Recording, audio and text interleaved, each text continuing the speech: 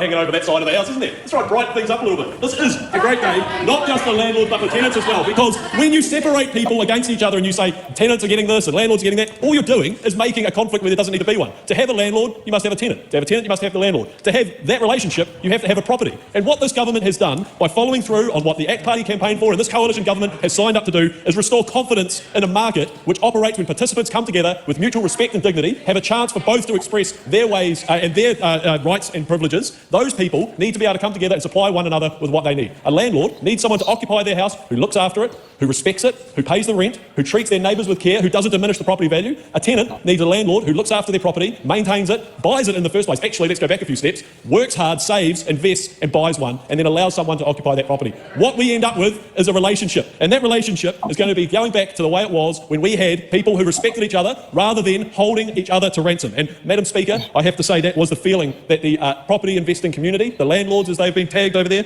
have been feeling. And what the downstream effect of this feeling is you end up with people who don't want to take risks, not just on tenants, but actually on even supplying a property to the market. Even being a landlord, people don't want to take that risk. Because if you have got your hard work and capital invested in a property, and then you have no ability to guide the way it is looked after, the way the person who is occupying it treats it, why would you take that risk? And I think we need people taking a punt in New Zealand, saying, I want to invest my capital in a way that supplies to the market who needs it. And the market, I know you say, oh, the people who care about economy on this side of the house. The economy is a way to describe the way our society operates. It's when people coming together with mutual benefit, and that is what we are trying to bring back to this country. Madam Speaker, there was an earlier conversation today in the House, so I hesitate to use this term, but there has been described a war on landlords previously. And I think what we are seeing now is the end to that so described by others in the past conflict, and which was causing a vast amount of collateral damage to tenants. I think what we are seeing is an ending of hostilities in that particular sphere of New Zealand's psyche. But I have to say, after listening to the speeches on the other side, it's more of just a détente on that sort of the side. It's just a pausing in hostilities. You can hear us waiting for that power so that they can come in and say to people,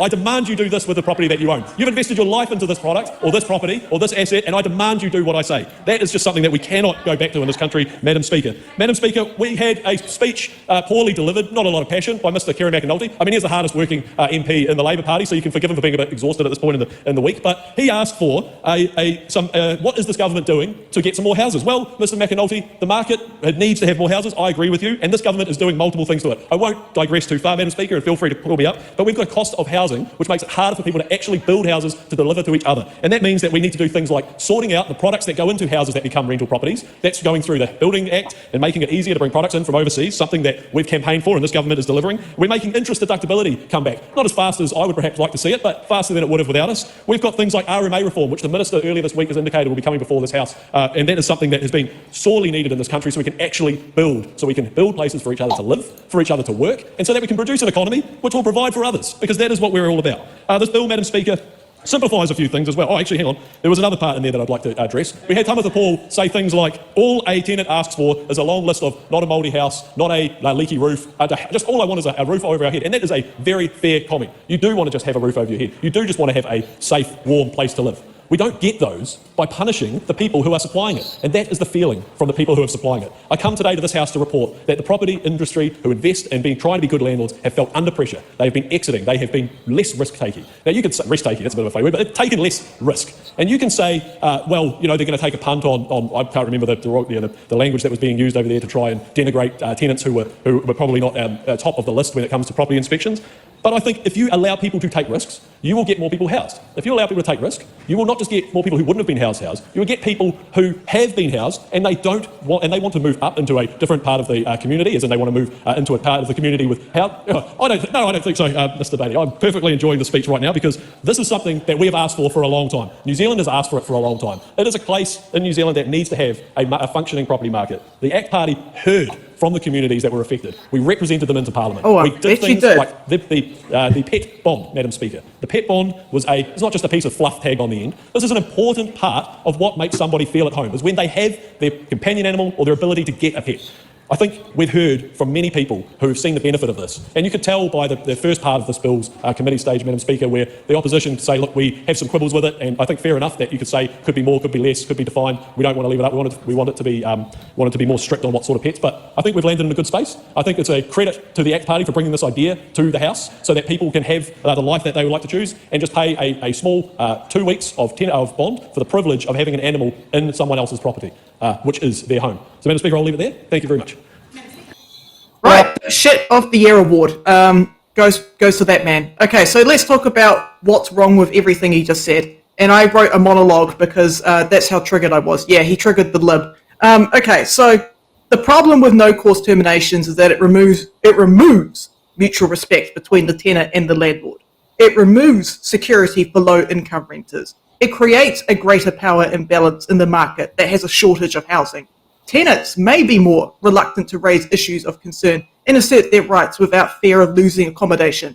This bill does not limit how much a landlord can increase the bond or rent by. This is not a pro-tenant bill. This is a pro-landlord bill, especially when paired with the interest deductibility on rental properties, which allows landlords to deduct their mortgage interest costs from their rental income, reducing taxable income and in turn tax owed. So this guy can do something called fuck off. I mean, put it the other way is, if you have here's the part that actually makes me cringe. There is a requirement to have contents insurance as tenant is to have the landlord having the house up to a reasonable standard. But if the landlord refuses to do that, they could void the tenant's insurance policy. But then at the same time, they'll probably be voiding their own tenancy, their own insurance policy. Because that's the other thing is you can sit there and when you declare it, oh, it's in a safe mind. But is it actually in that one? And the thing is, how many landlords are wanting to sit there and provide penthouse apartments or Mercedes-Benz cars with 8 mil tread tyre, and how many of them want to sit down there and provide crappy Toyota Corolla cars with 1 millimetre tread that fails the one of fitness, got a burnt out clutch and a blown head gasket, and trying to sit there and charge the price of a Ferrari? Yeah, I mean, these people want to make profits. The slumlords want to make profits. Look, I'm not saying that there's good people that happen to be landlords. I'm not saying that at all. This is rewarding slumlords. This bill. And that's what it's doing. Yeah, and that's the thing is, you're rewarding bad behaviour. Put it this way, if your house aren't up to code, you still get your tax deductions. Yep. How do you incentivise someone to do the right things if we keep sitting down there and providing them the opportunities for the wrong things? Mm-hmm. Yeah. Okay, well, we've had enough of dealing with rents and rent tenancy. Let's move on to stalking.